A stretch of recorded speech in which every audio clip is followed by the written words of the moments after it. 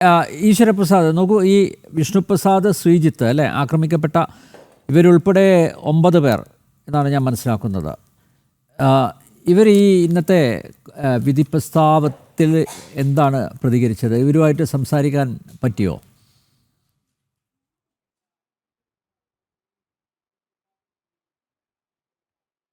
അവിടെ ആ തിരക്കിനിടയ്ക്ക് എല്ലാവരും വളരെ വിഷമത്തിലായിരുന്നു. അതുകൊണ്ട് അത്തരമൊരു ചർച്ചയിലേക്ക് പോയിട്ടില്ലെങ്കിൽ പോലും നമുക്ക് മനസ്സിലാക്കാൻ വേണ്ടി സാധിക്കും, ഈ പറഞ്ഞ ആളുകൾ, അദ്ദേഹത്തിൻ്റെ കൂടെ ഉണ്ടായിരുന്ന മുഴുവൻ ആളുകളും വളരെയധികം ഡെസ്പാവുന്ന തരത്തിലുള്ളൊരു വിധി പ്രസ്താവമാണ് നമുക്ക് കേൾക്കാൻ വേണ്ടി കഴിഞ്ഞത്.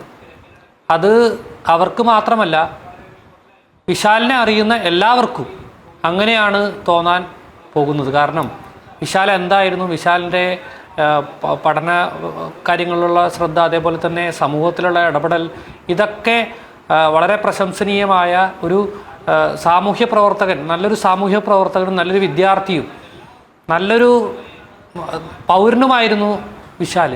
അതുപോലെ തന്നെ ഈ നാടിനോട് കൂറോട് കൂടിയിട്ട്, ഈ നാടിൻ്റെ നന്മയ്ക്ക് വേണ്ടി പ്രവർത്തിക്കാൻ വേണ്ടിയിട്ടുള്ള ഒരു ത്വരയോട് കൂടിയിട്ട് ബാക്കി വിദേശത്തെ കാര്യങ്ങളൊക്കെ മാറ്റിവെച്ച് ഇവിടെ പഠിക്കാൻ വേണ്ടിയിട്ടുള്ള ആ ആഗ്രഹവുമൊക്കെ നിർത്തിക്കൊണ്ടാണ് ഇവിടെ വന്ന് ഈ പ്രവർത്തനം ചെയ്യാൻ വേണ്ടിയിട്ട് അദ്ദേഹം തീരുമാനിച്ചത്. അതുകൊണ്ട് അദ്ദേഹത്തെ അറിയുന്ന എല്ലാവർക്കും ഇതിൽ വളരെയധികം വിഷമമുണ്ട്. നമുക്ക് ഇത് കാണാൻ വേണ്ടി സാധിക്കും. ഈ വിധി വരുന്ന സമയത്ത് നമ്മൾ നേരത്തെ പറഞ്ഞതുപോലെ തന്നെ KSU, SFI, അതേപോലെ അവിടെ ഉണ്ടായിരുന്ന സെക്യൂരിറ്റി ജീവനക്കാർ ഉൾപ്പെടെയുള്ള ആൾക്കാർ മൊഴി മാറ്റിയ കാര്യങ്ങൾ, അതിൽ ഈ KSUവിൻ്റെ ആള് ഇന്ന് ഒരു വക്കീലാണ്.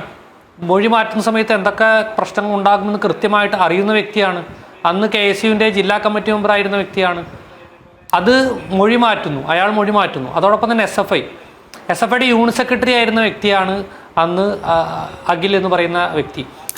അതിനുശേഷം ഈ വിചാരണ നടക്കുന്ന സമയത്ത് അയാൾ, എനിക്ക് തോന്നുന്നു അയാൾ ലോക്കൽ കമ്മിറ്റി മെമ്പറാണ് DYFIയുടെ.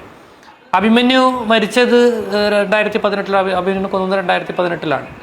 ആ 2018 ശേഷം 6 വർഷങ്ങൾക്ക് ഇപ്പുറം കോടതിയിൽ അഭിമന്യുവിനെ കൊന്നതിനെ കുറിച്ച് ചോദിക്കുന്ന സമയത്ത് മൗനം പാലിക്കുന്ന ഒരു SFIക്കാരൻ, DYFIക്കാരൻ.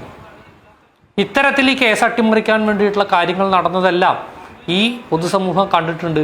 അതുകൊണ്ട് തന്നെ ഇപ്പം നേരത്തെ പറഞ്ഞ പോലെ സെക്യൂരിറ്റി ജീവനക്കാരൻ, ആ സെക്യൂരിറ്റി ജീവനക്കാരന് മൊഴി മാറ്റി പറഞ്ഞിരിക്കുകയാണ്.